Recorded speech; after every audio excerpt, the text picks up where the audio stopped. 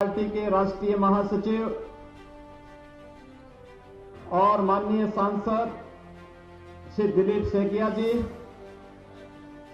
जिलाध्यक्ष श्रीमान अनूप देव जी,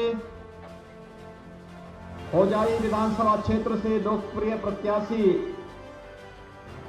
श्रीमान रामकृष्ण घोष जी, लालडेंग विधानसभा क्षेत्र से प्रत्याशी श्री शिवू मिश्रा जी, भारतीय जनता पार्टी के स्टेट एग्जीक्यूटिव मेंबर श्री उत्तम दास जी, समीर चक्रवर्ती जी, अर्जुन मजूमदार जी, सुशील दत्त जी, रमाबाला देवी जी, मंडल के सभी अध्यक्षगण और भारी संख्या में उपस्थित होजाई विधानसभा क्षेत्र से जुड़े हुए मेरे सभी भाइयों बहनों, मैं रामकृष्ण की धरती से आपके इस पावन धरती पर उपस्थित हुआ हूं। मैं सबसे पहले आदिशक्ति मां भगवती कामाख्या इस पावन धरती को नमन करते हुए आप सबका हृदय से अभिनंदन करता हूं। भाइयों बहनों, महाबाहु ब्रह्मपुत्र को नमन करता हूं। भारत की लाल नदी के रूप में विख्यात और असम के सुख दुख, समृद्धि और यहां की सभ्यता संस्कृति की वाहक महाबाहु ब्रह्मपुत्र, जो यहां के सपनों को, यहां की आकांक्षाओं को और असम की सच्चाई का संवाहक भी है, इन सब की प्रतीक महाबाहु ब्रह्मपुत्र को नमन करते हुए भारत रत्न भूपेन हजारिका ने अपने एक प्रसिद्ध गीत में महाबाहु ब्रह्मपुत्र महामिलनोर तीर्थ, इस भाव के साथ इसकी महिमा का गान किया है।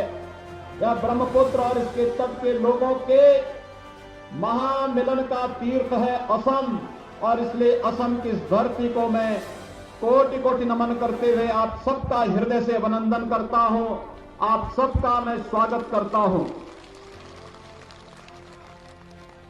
हमारे लिए ये बहुत प्रसन्नता का विषय है कि धरती शंकर देव की भी धरती है।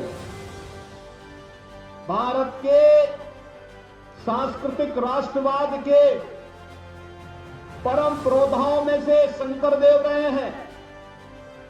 शंकर देव के कारण ये धरती बच पाई थी, अन्यथा कांग्रेस की अगर कूटनीति चलती और कांग्रेस का षड्यंत्र सफल होता तो यह धरती भी उसी प्रकार से भारत के लिए खतरा पैदा कर देती, जैसे घुसपैठियों ने बहुत सारे क्षेत्रों में कांग्रेस की तुष्टीकरण के नाते आज राष्ट्रीय सुरक्षा के लिए खतरा पैदा कर दिया था।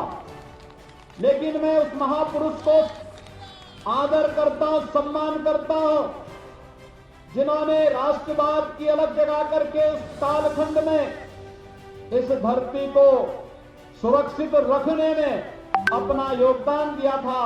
शंकर देव के, श्रीमान शंकर देव की धरती को मैं कोटि कोटि नमन करते हुए भारत के सांस्कृतिक राष्ट्रवाद के उस महापुरुष के प्रति विनम्र श्रद्धांजलि भी अर्पित करता हूं। भाइयों बहनों, शंकर देव ने हमें, श्रीमान शंकर देव ने हमें धरती भी घुसपैठ की समस्या के प्रति सचेत किया था, और इसीलिए कांग्रेस शंकर देव को कभी बर्दाश्त नहीं कर पाई, क्योंकि कांग्रेस की नीति विकास नहीं, कांग्रेस की नीति समृद्धि नहीं, कांग्रेस की नीति आप सबकी खुशहाली कभी नहीं रही।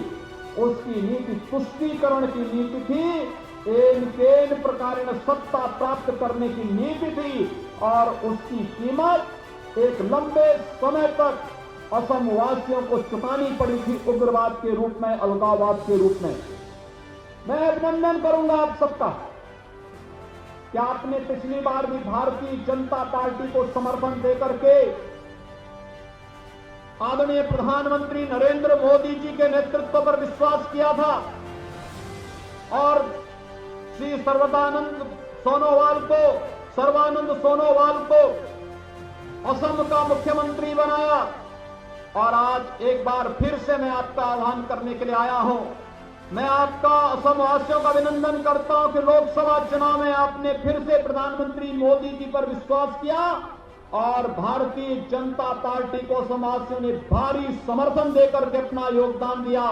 और आज प्रधानमंत्री मोदी जी देश के अंदर भारत को एक यशस्वी नेतृत्व प्रदान कर रहे हैं। आपने देखा होगा मोदी जी की नीतियों में न जाति का, न क्षेत्र का, न भाषा का, भारत के किसी नागरिक के साथ कोई भेदभाव नहीं। विकास सबका, सबका साथ, सबका विकास, सबका विश्वास के भाव के साथ सरकार कार्य कर रही है। लेकिन तुष्टीकरण किसी का नहीं, इस भाव के साथ कार्य करने की भारतीय जनता पार्टी की, मोदी जी के नेतृत्व की सरकार का यह कार्य आज भारत को विकास के एक नई ऊंचाइयों पर पहुंचा रहा है। भाइयों बहनों, हमारा पूर्वोत्तर भारत विकास की आस देखता रहता था। पूर्वोत्तर भारत का अपेक्षित विकास नहीं हो पाता था क्योंकि सरकार के एजेंडे में, पिछली सरकारों के एजेंडे में कभी पूर्वोत्तर भारत नहीं था।